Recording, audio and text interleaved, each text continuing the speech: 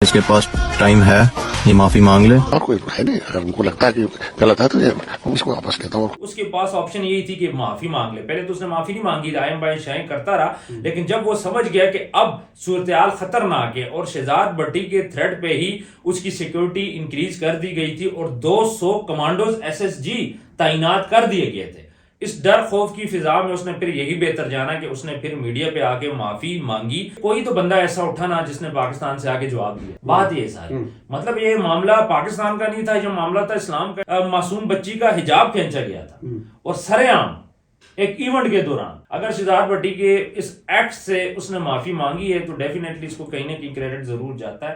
یہ ویڈیو آپ نے ملاحظہ فرما لیا ہے، انڈین بہار کے CM نے معافی مانگ لی ہے.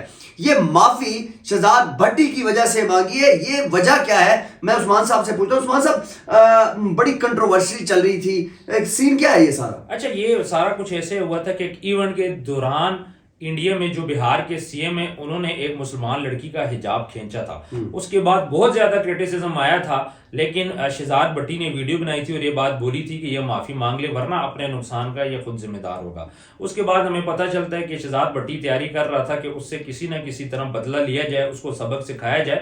اس کے پاس آپشن یہی تھی کہ معافی مانگ لے. پہلے تو اس نے معافی نہیں مانگی، دائیں بائیں شائیں کرتا رہا، لیکن جب وہ سمجھ گیا کہ اب صورتحال خطرناک ہے اور شہزاد بھٹی کے تھریٹ پہ ہی اس کی سیکیورٹی انکریز کر دی گئی تھی اور 200 کمانڈوز SSG تعینات کر دیے گئے تھے، اس ڈر خوف کی فضا میں اس نے پھر یہی بہتر جانا کہ اس نے پھر میڈیا پہ آ کے معافی مانگی.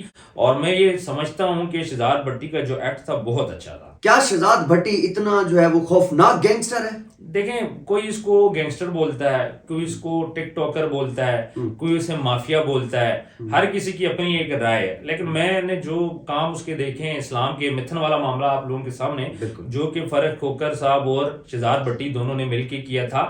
متھن کے ہاتھ بھی زخمی ہوئے تھے، اس پہ تشدد بھی کیا گیا تھا اور اس کے بعد متھن نے معافی مانگ لی تھی. چونکہ اس نے معافی مانگی اس لیے باقی چیزوں کا ذکر نہیں کیا گیا. تو یہاں پہ شہزاد بھٹی نے، آپ نے روزر سندھو والا معاملہ دیکھا تھا کہ روزر سندھو کے گھر کے اوپر گرینیڈ اٹیک ہوا تھا. وہ اس لیے ہوا تھا کہ اس نے نعوذ باللہ خانہ کعبہ کی بے حرمتی کی تھی. اب شہزاد اپنی زندگی میں جیسے ہی ہے، لورنس بشنوئی کے ساتھ بھی اس کے تعلقات ہیں، پھر لورنس بشنوئی کے ساتھ اس کا مسئلہ بھی پڑا تھا. پھر لورنس بشنوئی نے اس کے گھر جہاں پہ وہ رہتا ہے وہاں بندے بھی بھجوائے تھے شہزاد بھٹی کو تھریٹ کرنے کے لیے. ان بندوں نے ویڈیو بنائی تھی اور یہ بات بولی تھی شہزاد بھٹی ہم یہاں پہ کھڑے ہیں، صبح 7 بجے ہم دوبارہ آئیں گے، اگر تم میں ہمت ہوئی تو آ جانا. شہزاد بھٹی کیا کرتے صبح 6:30 بجے یعنی کہ آدھا گھنٹہ پہلے ہی وہاں پہ پہنچ جاتا ہے اور وہاں پہ پہنچ کے وہیں پہ ویڈیو بناتا ہے اور بولتا ہے کہ میں یہاں پہ آ گیا ہوں، آ جاؤ جس نے آنا ہے. پھر اس کے بعد ان لوگوں کا کچھ بھی پتہ نہیں چلتا. اب شہزاد بھٹی اور لورنس بشنوئی کی اچھی خاصی دوستی تھی، لیکن چونکہ پاکستان اور انڈیا کے اندر معاملات تو سے ڈسٹرب ہوئے، لورنس بشنوئی نے انڈیا کا ساتھ دیا، شہزاد بھٹی نے پاکستان کا ساتھ دیا. لورنس بشنوئی نے بیان دیا تھا پاکستان کے اندر کہ ہم حملہ کر دیں گے اور کچھ لوگ مانگے تھے پاکستان سے، تو وہاں پہ شہزاد بھٹی نے اس کو جواب بھی دیا تھا. اب بات ساری یہ کہ ملکی مفادات کی خاطر اور مذہب کے مفاد کے لیے شہزاد بھٹی نے اپنی دوستی کو بھی قربان کیا. وہ دوستی اب دشمنی میں بدل چکی ہے. بات یہ کہ کوئی تو بندہ ایسا اٹھا نا جس نے پاکستان سے آگے جواب دیا. بات یہ ساری مطلب یہ معاملہ پاکستان کا نہیں تھا، یہ معاملہ تھا اسلام کا. ایک معصوم بچی کا حجاب کھینچا گیا تھا اور سرے عام ایک ایونٹ کے دوران، ایک کانوکیشن کے دوران. اور ان لوگوں کی ہمت آپ چیک کریں کہ اتنا آپ وہ ہو گئے ہو کہ ایک کانوکیشن کے دوران تو نقاب کس لیے کھینچ رہے بھائی؟ پھر جب نقاب کھینچ لیا تو پھر معافی مانگ رہا ہے، تو پھر معافی کیوں مانگ رہا ہے؟ بات یہ ساری پہلے حرکت کرتے ہو، اس کے بعد جب پریشر آتا ہے تو آپ لوگ کیا کرتے ہو؟ ڈر جاتے ہو. تو یہ سارا کریڈٹ میرا خیال ہے کہ شہزاد بھٹی کو جاتا ہے. کم سے کم اس نے اپنے سوشل میڈیا کی پرواہ نہیں کی اور اس نے آ کے یہ بیان دیا. اور مجھے خوشی اس بات کی ہے کہ اس نے معافی بھی مانگی. اگر شہزاد بھٹی کے اس ایکٹ سے اس نے معافی مانگی ہے تو ڈیفینیٹلی اس کو کہیں نہ کہیں کریڈٹ ضرور جاتا ہے. اور ہمیں اس چیز کو ایکسیپٹ کرنا پڑے گا کہ جو بندہ بھی پاکستان کی خاطر، اسلام کی خاطر بات کرے، ہمیں اسے اپریشیٹ کرنا چاہیے. میں یہاں پہ جو لوگ اس کو جتنا برا بولے، کوئی اس کو مافیا بولے، کوئی قبضہ مافیا بولے، جو دل کرا ہے تجھے بولو. ہم تو اس کو دیکھ رہے ہیں کہ اسلام کی خاطر کیا خدمات ہیں، اسلام کی خاطر اپنی جان جو ہے اس کو بھی مشکل میں ڈالا ہوا ہے. مجھے یاد ہے شہزاد بھٹی نے جب روزر سندھو والا وہ کیے تھے معاملات، تو اس ٹائم پہ میرا اور شہزاد بھٹی کا ایک انٹرویو ڈیسائیڈ ہوا تھا. پھر جب میں اس کو کال کرتا ہوں تو آگے سے مجھے پتا چلتا ہے وہ دبئی چھوڑ چکے ہیں.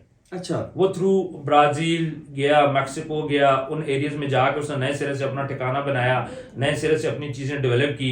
کہنے کا مقصد یہ ہے کہ مشکلات تھیں اور بڑی کوشش کی انڈین ایجنسیز نے کہ کسی نہ کسی طرح شہزاد بھٹی کو گرفتار کیا جائے یا پھر اس کو مار دیا جائے, اور ابھی بھی ان کی کوشش یہی ہے کہ فوراً سے پہلے شہزاد بھٹی نے بہت تنگ کیا ہوا.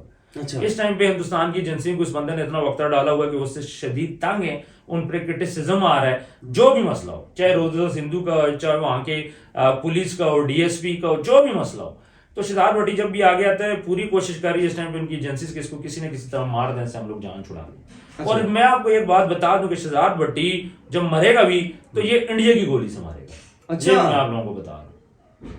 جس دن بھی, جب تک زندگی, اللہ اس کو لمبی زندگی دے, لیکن اس کی زندگی جب بھی ختم ہوگی تو وہ انڈیا کی گولی سے ختم ہوگی. اس کے پیچھے وہ اتنا جان دو کے پڑے ہوئے.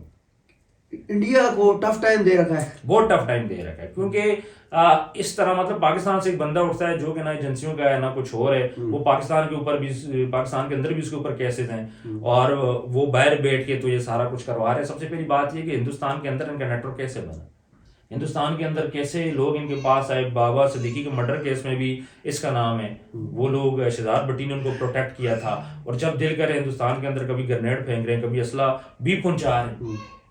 تو یہ کیسے کر رہے ہیں, حالانکہ ان کو سپورٹ نہیں ہے, مطلب ان کو کسی ایجنسی کی کسی اس کی بھی سپورٹ نہیں ہے. لارنس بشنوئی اور ان کی آپس میں دوستی تھی, وہ دوستی ختم. دیکھیں لارنس بشنوئی اور ان کی آپس میں دوستی تھی مفادات کی حد تک. جب مفاد جدا ہوئے, اور دوسری بات یہ کہ اس نے پاکستان کے اوپر اٹیک کیا, اور اس نے, یہ تو پاکستان ہی تھا آگے سے, اب یہاں پہ نا یہ دونوں ایک دوسرے کے ساتھ چل نہیں سکتے تھے مل کے. اس لیے اس نے جب یہ بات بولی, ہندوستان نے جب پاکستان پہ حملہ کیا, آپ نے پچھلے دنوں میں دیکھا پاکستان نے جہاز بھی گرائے, تو اس ٹائم پہ جب مسجدوں پہ حملہ کیا گیا تو انہوں نے بولا تھا لارنس بشنوئی کے پاکستان کے ہم لوگ یا تو یہ بندے گرفتار کر دیں گے یا ہم بندے مار دیں گے. اس سلسلے میں انہوں نے حملہ کیا اور کچھ بے گناہ لوگوں کو مارا. جب بے گناہ لوگوں کو مارا جاتا ہے تو وہاں سے شہزاد بھٹی اس بات کا اعلان کرتا ہے کہ میں لارنس بشنوئی کے ساتھ اپنی دوستی ختم کرتا ہوں اپنے ملک کے لیے. جو دوستی تھی وہ ملکی مفاد پہ ختم ہو گئی تھی. پھر اس کے بعد لارنس بشنوئی نے بندے بھجوائے, تو شہزاد بھٹی نے بولا کہ 2 کروڑ کے پتہ نہیں 5 کروڑ پہ میرے ابھی بھی لارنس بشنوئی نے دینے. اچھا, پیسے میرے ابھی بھی لارنس بشنوئی نے دینے. تو شہزاد بھٹی نے پھر آگے سے ان کو جواب دیا, انہوں نے بندے بھجوائے, سب کچھ ہوا, لیکن ایٹ دا اینڈ ظاہر بات ہے بہادری کی جیت ہو جاتی ہے. ابھی وہ بیٹھا ہوا اپنا کام بھی کر رہا ہے, اور میرا خیال ہے کہ یہ کچھ وہ چیزیں ہیں کہ جو چند پاکستانی ہی کر رہے ہیں. شہزاد بھٹی اس ٹائم کہاں پر ہے؟ شہزاد بھٹی آئی تھنک, مجھے کنفرم نہیں ہے, بٹ لاسٹ ہماری جب بات ہو رہی تھی ہی واز ان میکسیکو. اچھا, ہاں میکسیکو میں وہ تھا. مجھے نہیں پتا کہ ابھی وہ کہاں پہ ہیں, نہ میں نے پوچھا, حالانکہ اس کے بعد بھی ہماری بات ہوئی ہے, اور لیکن میں نے ان سے کبھی پوچھا نہیں, کیونکہ ان کی پرائیویسی ہے. میں نہیں چاہتا کہ ان کی پرائیویسی ڈسٹرب ہو, ان کا جو ایریا ہے وہاں پہ وہ رہیں سیف اینڈ ساؤنڈ رہیں. آپ کو کیا لگتا ہے کہ شہزاد بھٹی دین کا بہت بڑا ٹھیکیدار ہے؟ دیکھیں ہم اس کو دین کا ٹھیکیدار ہو یا نہ ہو, مجھے نہیں پتا وہ نمازیں کتنی پڑھتا ہے, مجھے نہیں پتا تہجد گزار کتنا ہے, مجھے نہیں پتا جو کچھ بھی کرتا ہے, لیکن جب بھی مذہب کا معاملہ آیا تو سٹیپ اٹھایا اس نے. جب بھی مذہب کا معاملہ آیا تو مرنے کے لیے تیار ہوا. ہمیں خوشی اس بات کی ہوتی ہے, میری طرف سے نمازیں وہ پڑھے گا, وہ اللہ کا اس کا معاملہ ہے, وہ میرا شہزاد بھٹی کا معاملہ نہیں ہے. لیکن جب بھی پاکستان کے خلاف کوئی سازش ہوئی ہے, اسلام کے خلاف کوئی سازش ہوئی ہے, تو کم سے کم ان لڑکوں نے جواب تو دیا نا, اور کسی کو تو اتنی زحمت بھی نہیں کہ جواب دے دے. تو یہ کم سے کم جواب دیتے ہیں. پھر انڈیا کے اندر گرنیڈ اٹیک جو کرایا, آپ خبریں انڈیا کی دیکھ لیں, ان کے چینل دیکھ رہے ہیں, وہ شہزاد بھٹی کو انہوں نے بہت ہائپ دی ہوئی ہے. اچھا, ان کے لیے یہ بہت بڑا گینگسٹر ہے, اور پاکستان میں اس کو وہ ویلیو نہیں دی گئی جتنی دینی چاہیے تھی, لیکن ہندوستان کے اندر اس کی ٹھیک ٹھاک ویلیو ہے. ہندوستان کے اندر دیکھیں گرنیڈ چلانا, وہاں پہ بندے رکھنا, اپنا نیٹ ورک رکھنا بہت مشکل کام ہے. پاکستان کے اندر بھی ان کا نیٹ ورک ہے, ہندوستان کے اندر بھی ان کا نیٹ ورک ہے, اس نیٹ ورک کو مینٹین کرنا بہت ہی مشکل کام ہے. ان کے لوگ وہاں پہ ہیں جو کہ اس قسم کی کاروائیاں کرتے ہیں. تو ایک لحاظ سے تو دیکھیں نیٹ ورک رکھنا ہے تو بری بات, لیکن جب بھی اسلام کی بات آئے تو یہ نیٹ ورک کے سامنے آ جائے. آپ کو نہیں لگتا کہ جس طریقے سے یہ انڈیا میں اٹیک کرواتے ہیں تو پاکستان کا نام بدنام ہوتا ہے؟ نہیں, پاکستان کا نام دیکھیں, اس نے جو بھی اٹیک کروائے ہیں وہ کس بیس پہ کروائے, وہ میرا خیال ہے کہ مذہب بیس پہ کروائے. یعنی آپ روزر سندھو کے گھر پہ آپ دیکھ لیں, ڈی ایس پی والا معاملہ آپ دیکھ لیں, متھن والا معاملہ آپ دیکھ لیں, اس کے بعد یہ سی ایم بہار والا نتیش کمار نام ہے آئی تھنک ان کا معاملہ دیکھ لیں. تو یہ سارے معاملات اگر ہم دیکھیں تو اسلام پہ جب بھی بات آئی ہے انہوں نے تب جا کے وہاں پہ کاروائیاں کی ہیں.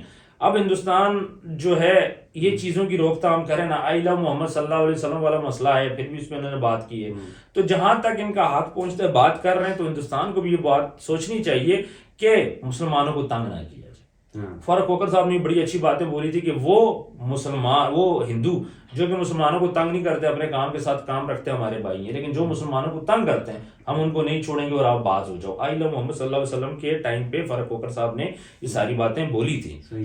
تو بات یہ کہ اچھا کرنا ہے، آئی تھنک سو، تو کم سے کم یہ کہ بدنامی نہیں ہو رہی، یہ چیز بڑی نیگیٹو سی بات ہے. جس طرح بھی اب مچا لو، مذہب کی بات ہو رہی ہے. ہاں اب بچی کا نقاب کھینچا گیا تو اس میں پھر بدنامی کیا ہے جب اس کے اوپر ایکشن لیا جاتا ہے. تو یہ پازیٹیوٹی کی بات کی ہے نا، فضول تو کسی کو نہیں چھوڑا کہ جا کے کسی کی بھائی کو چھیڑ دیا، کسی کی بہن کو چھیڑ دیا، کسی سی ایم کو پیسے کے لیے چھیڑ دیا، کوئی بتا مانگ لیا. یہ کام تو نہیں کر رہے نا، وہ اس چیز کو چھیڑ رہے ہیں. اب روزہ سندھ کو نعوذ باللہ، میں نے خود خانہ کعبہ کی جب وہ بے حرمتی کر رہے تھے وہ ویڈیوز پڑی ہوئی ہے. اسی طرح سی ایم بہار والا جب وہ لڑکی کا وہ کھینچ رہا ہے حجاب، یہ ویڈیوز پڑی ہوئی ہے نا. غلط ہے نا یہ چیز. تو غلط چیز کے اوپر کرٹیسائز کرنا آپ کو کیا لگتا ہے اس سے پاکستان کا نام بدنام ہو رہا ہے؟ نہیں، میں کہہ رہا تھا کہ جیسے گرنیٹ پھینکوانا، سر گرنیٹ تب پیچھے اس نے خانہ کعبہ کی بے حرمتی کی نا، میں سمجھ گیا. اس نے بے حرمتی نہ کرتا تو پھر یہ کام نہ ہوتا. جو بھی بے حرمتی کرے گا پھر اچھی بات ہے، یہ چیزیں ہونی چاہیے. دیکھیں ہم ہر چیز پہ کمپرومائز کر سکتے ہیں، اپنے والدین پہ، ماں باپ پہ، بہن بھائی سب پہ کر سکتے ہیں، لیکن اسلام پہ ہم لوگ کمپرومائز نہیں کر سکتے. آپ مجھے یہ بتائیے کہ جو کام جو ہے وہ مولانا حضرات صاحب نہیں کر سکے یہ کر رہے ہیں، کیا سر اس میں نا جان کا رسک ہوتا ہے. تو ہمارے جو کچھ حضرات ایسے ہیں علماء، وہ مجھے نہیں سمجھ آ رہی کہ وہ لائف کا رسک کیوں نہیں لے رہے، اپنے بچوں کو کیوں نہیں آگے کر رہے. اگر میں صحیح بات بولوں تو اس ٹائم پہ بہت زیادہ ایسے لوگ ہیں کہ جو لوگوں کے بچوں کو تو آگے کر رہے ہیں مگر اپنے بچوں کو آگے نہیں کر رہے. تو اس لیے میں اس پہ زیادہ بات نہیں کروں گا. علماء کرام ہیں، عالم دین ہیں، ہم ان کا احترام کرتے ہیں، لیکن مجھے اختلاف اس بات سے ہے کہ اپنے بچوں کو آگے کیوں نہیں کرتے. جو جہاد کی ترغیب دیتا ہے سب سے پہلے اپنے بچوں کو آگے کرے. جو باقی چیزوں پہ کرتے ہیں اپنے بچوں کو آگے کرے. پھر ہماری اسمبلیوں میں بات ہونی چاہیے اسلام کی. یہاں سود کھلے عام چل رہا ہے، مار داڑ چل رہی ہے، غریب تر ہوتا جا رہا ہے. تو یہ ساری چیزیں امیر تر ہو رہا ہے. تو یہ ساری چیزیں دیکھیں تو ہمارے علماء کو ان چیزوں کے اوپر بات کرنی چاہیے. مگر مسئلہ یہ کہ ہمارے علماء کی اسٹرینتھ بہت کم ہے جو کہ ہماری اسمبلیوں تک پہنچتی ہے. مجھے یہ بتائیں اسمبلی میں کتنے عالم دین؟ کم ہے، بہت کم ہے. تو عالمی دین پہنچ ہی نہیں پا رہا آگے. تو جب وہ پہنچے گا تو اکثریت ہوگی تو پھر ہی کچھ ہوگا. ویسے تو بیچارے روڈوں پہ کتنے لڑتے مار گئے. اچھا یہ بتائیے کہ انڈیا جو ہے وہ انڈیا سے بار بار اس طرح کیوں کیا جاتا ہے؟ باقی ممالک بھی ہیں وہ جو ہے وہ کسی کے مذہب کو کرٹیسائز نہیں کرتے، یہ کیوں کرتے ہیں؟ انڈین کیوں کرتے ہیں بار بار؟ انڈیا میں سب سے بڑا مسئلہ یہ کہ انڈین میڈیا، انڈین کی عوام بہت اچھی ہے، بہت پازیٹیو عوام ہے. آپ دیکھ لیں آئی ٹی میں انڈیا نے کتنی زیادہ ترقی کی ہے. انڈیا کے اندر اس ٹائم بڑے بڑے میگا پروجیکٹس چل رہے ہیں. ایپل جو ہے وہ انڈیا کے اندر اپنا پلانٹ لگا رہا ہے. تو یہ ساری چیزیں دیکھیں انڈیا اس ٹائم پہ کافی آگے جا رہا ہے. بٹ پرابلم یہ ہے کہ انڈیا کی عوام بہت اچھی ہے لیکن انڈیا کا جو میڈیا ہے وہ بہت زیادہ نیگیٹو ہے. اب یہ میڈیا نیگیٹو خبریں پہ لا رہا ہے، چیزوں کو آپس میں مکس اپ کر رہا ہے. مجھے یہ بات بولیں، جب انڈیا نے پاکستان کے اوپر اٹیک کیا تب کیا ہوا تھا؟ تب بول رہے تھے جی کہ لاہور میں نا، لاہور کی پورٹ ہم نے، اسلام آباد کی پورٹ ہم نے قابو کر لی ہے. پھر اس کے بعد وہ ایک گوبر سنگھ آریا کس طرح سم تھنگ نام ہے، وہ یہ بات بولے تھے بس ہم نے آرمی چیف کے پکڑ لیا پاکستان کو. تو اس قسم کا نیریٹو وہ بلڈ کرنا چاہ رہے تھے. اس کے بعد جب صبح ہوتی ہے تو پتہ کیا چلتا ہے جی انڈیا کے جہاز بھی گر گئے، پاکستان انڈیا کے اندر گھس کے بدلہ بھی لے لیا. تو کہنے کا مقصد یہ کہ انڈین عوام بہت زیادہ اچھی ہے لیکن انڈین میڈیا ہر ٹائم پہ نیگیٹیوٹی پھیلاتا ہے. دوسرا جو انڈیا کے جو وزیر اعظم ہیں ان کو ووٹ چاہیے، اور وہ جب الیکشن کا ٹائم آتا ہے تو اس طرح کے خود اپنے بلاسٹ وغیرہ کر لیتے ہیں، کچھ ایسی چیزیں سینیریو بلڈ اپ کر لیتے ہیں کہ الیکشن میں ان کو بینیفٹ ہو جائے، ان کی دوبارہ سے حکومت آ جائے. تو سارا معاملہ کس کا ہے؟ کرسی کا. یہ سارا معاملہ کرسی کے لیے نا لوگوں کو پائے تو پاکستان اور انڈیا کو لڑوایا جا رہا ہے، پھر ہندو مسلم سکھ کو آپس میں لڑوایا جا رہا ہے. کس لیے؟ صرف اور صرف ووٹ بینک کے لیے. اور جب تک یہ لوگ اس طرح لڑواتے رہیں گے لوگ ان کی باتوں میں آتے رہیں گے. مشینری استعمال ہو رہی ہے مسلمانوں کے خلاف، سکھوں کے خلاف، اور ان نیچے جو طبقہ ہے وہ اس چیز کو نہیں سمجھ پا رہا. اب ظاہری بات ہے آپ رات کو میڈیا پہ سو گی جی، آپ بولو گی جی ہمارے 10 بندے جی مار کے فلاں جگہ پہ اٹیک ہو گیا، پامے خود کروایا وہ 10 بندے ہمارے پہلگام اٹیک آپ دیکھ لیں، خود ہی کروا کے الزام کس پہ لگا دیا؟ پاکستان میں لگا دیا. پھر اس کے بعد بلوچستان کے اندر مداخلت کر رہے ہیں، افغانستان کے اندر مداخلت کر رہے ہیں. تو ہندوستان بنگلہ دیش میں بنگلہ دیش نے کیا کیا؟ بنگلہ دیش نے اپنی ٹیم، کرکٹ ٹیم تک نہیں بھجوا رہے ہیں ہندوستان. پاکستان کی ٹیم تو آلریڈی نہیں جا رہی. اس کے علاوہ انہوں نے جو یو ایس اے کی جو پاکستانی لڑکے ہیں ان کے بھی ویزا نہیں دیے. تو کہنے کا مقصد یہ ہے کہ پاکستان اور اسلام کی ضد میں آ کے ہندوستان اپنا نقصان بھی کر رہا ہے، اور کہیں نہ کہیں جا کے اس کو کل کو اس چیز کا جواب دینا ہوگا.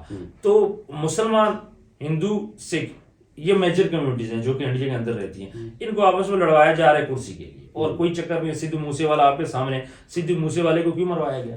وہ سلیکشن میں آ گیا تھا, اس کے ساتھ ٹھیک ٹھاک ووٹ بینک تھا, سکھ کمیونٹی کو ریپرزینٹ کر رہا تھا, پیسہ اس کے پاس تھا. جب ان کو پتا چلا کہ یہ ہمارے لیے ہرڈل بن سکتا ہے تو اس کو سائڈ کروا دیا گیا. عثمان صاحب بڑی زبردست باتیں کی ہیں آپ نے. پروگرام کو لازمی شیئر کیجیے گا اور اپنا کمنٹ کیجیے گا. آپ کا بہت شکریہ. اللہ حافظ.